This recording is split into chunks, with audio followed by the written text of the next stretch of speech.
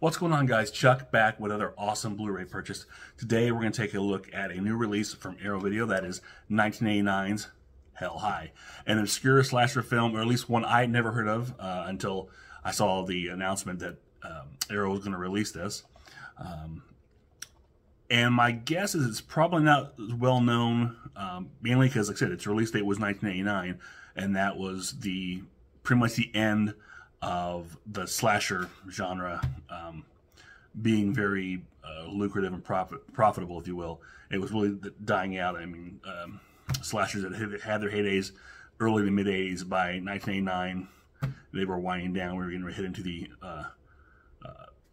we were just actually probably about another 6 or 7 years away from Scream taking over in that kind of genre of horror film. But anyways, like I said, this came out probably relatively obscurity. The thing was, though, it looks like here it was shot in 1985 and completed in 1986. But for whatever reason, it wasn't released until 1989. So I think if it came out earlier, it might have had a better following, if you will, or at least maybe been more well known. Because this is actually a fairly decent little flick. It, deserves some attention. It's actually described in the back of here as the class of 1984 meets I Spit on Your Grave, which is actually a pretty apt description, although I will say this is a lot easier to sit through than I Spit on Your Grave. Not saying that I Spit on Your Grave is a bad movie, but it's just a very, very hard watch. And this actually, it's not to the degree of I Spit on Your Grave, so it may be a little overselling it. But Class 94, I can definitely see. But this is, and that's, besides that, this actually has a lot more fun in it, if you will. The characters in her, especially the 4 teenagers, who are, they're fun to watch, okay?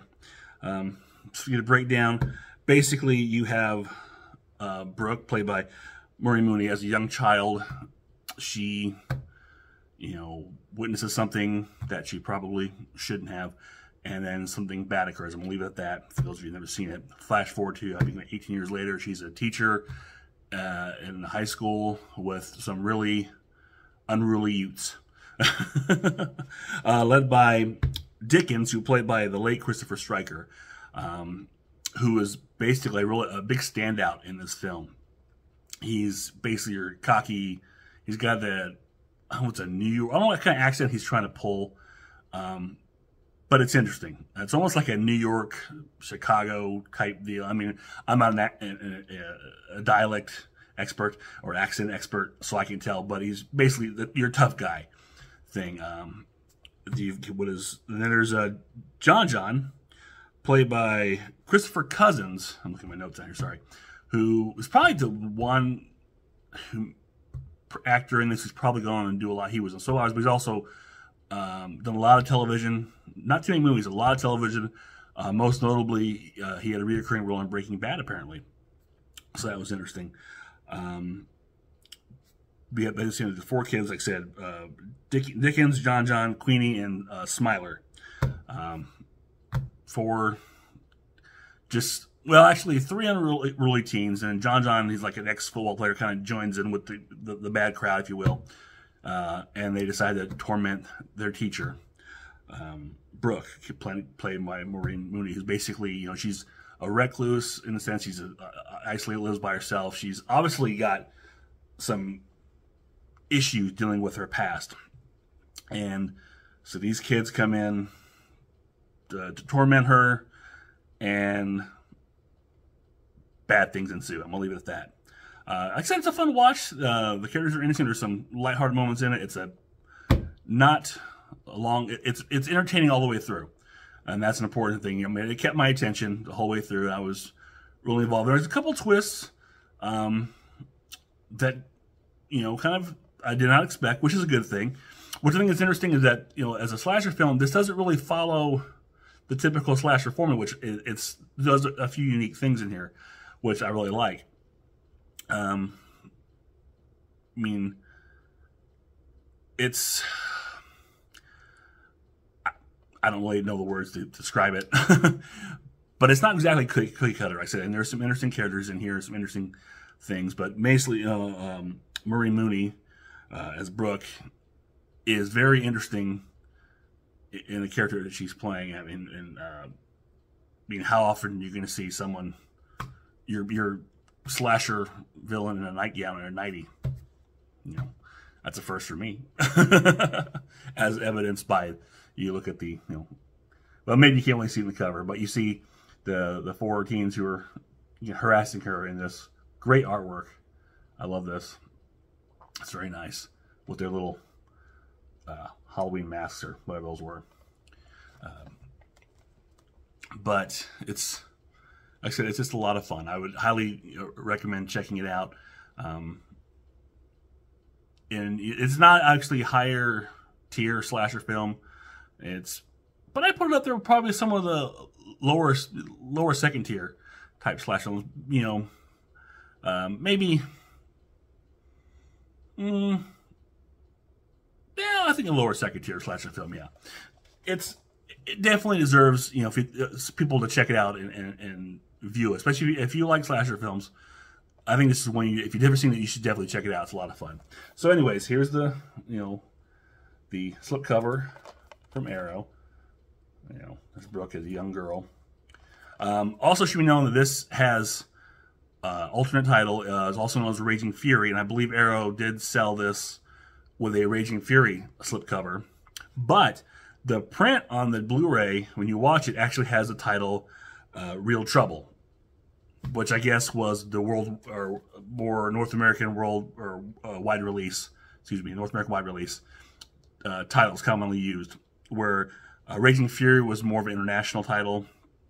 I don't know, but yeah. So you have a slipcover for Hell High. You can also get a slipcover for Raging Fury, but the title on the Blu-ray when you watch it is going to be Real Trouble. There is an option out here to watch alternate credits to have the title, the Hell High title, which is interesting. Other features include some, let's see, well, actually, let's just pop this up here real quick. Take a look at the reverse artwork on there. And here's all your specs and your special features.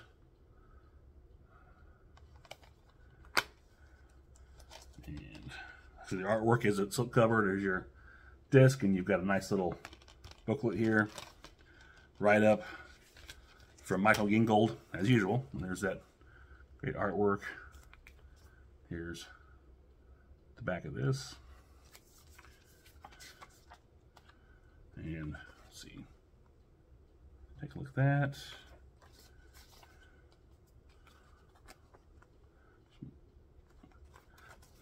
Try and pull, or show you some of these images without giving you, watch that glare. Make sure everything's really good. The slasher stuff, a nice center image of your unruly youths, as we call them. But yeah, so again, these booklets are usually pretty informative, and there's some production credits about the restoration and all that. And Michael Gingold really knows his stuff, so these are always fun to read. I haven't read this one yet, so looking forward to checking it out. As far as special features on here, I haven't seen all of them. I started, let's see, we're looking at this. It's a brand new 2K restoration for the original camera negative. Let's see. Original audio. Yeah, new audio commentaries with the director, producer, and co-writer Douglas Grossman and cinematographer Stephen Fireberg. An archival audio commentary with Joe Bob Briggs. I have not heard that. I really want to check that out. He does do an introduction for the film. It's not, obviously, because archival audio commentary, it's not a recent Joe Bob. It's archival. Looks like it was from probably a prior video release, but he does do, you know, his whole introduction on it, which is really cool. A lot of fun to watch. I always enjoy seeing Joe Bob involved there, so it's kind of cool to have him on here. Let's see. You got newly filmed interview with Douglas Grossman A Beautiful Nightmare, a newly filmed interview with cinematographer Steven Fierberg. John's Journey, a newly filmed interview with actor Christopher Cousins. The More the Better, a newly filmed interview with actress Maureen Mooney, which I didn't watch part of that, so that was kind of interesting. I didn't watch the full thing. That's the only one special feature I've really kind of just started checking out, but when I did see it, it was late. And it's about a half an hour long. I did see that, but I didn't get a chance to really get into it, so it was kind of late. I was tired by then. But I will go back and check that out. Music is Not Sound, a newly filmed interview with composers Rich Maker and Christopher Hyams Hart. And Back to Schools, the locations of Hell High, which I guess you took like 3 high schools to film the one from the trivia that I did read prior to this, so that'd be interesting. Then you got archival. Back up. That Locations of Hell High was a tour of the Hell High filming sites with Michael Gingold. So there you go. He's not only writing the book, but he's doing some little extras on the Blu-ray. Then you have archival video interviews with the director and co-writer Leo Evans. Some deleted scenes. Like I said, the aforementioned alternate opening titles, trailers, TV spots, and of course the reversible sleeve. So it's pretty good. Packed Blu-ray. Nice edition. Again, just really nice artwork in the slipcover. Another great release presentation from Arrow. They never disappoint. And again, if you're interested, these also were released under the title Raging Fury from them. So you had your options. I went with Hell High. I really like this artwork again. I just think that's just great. That just captures the whole film right there. So that is about it for this. As always, if you enjoyed this, click like, share, subscribe. Leave me a comment below. Let me know if you heard of Hell High prior to this release. Your thoughts on it. If you bought this release, if you bought Raging Fury, whatever the case may be, or just say hi. I'll always take hi. So, until next time, this is Chuck saying I will see you on the other side.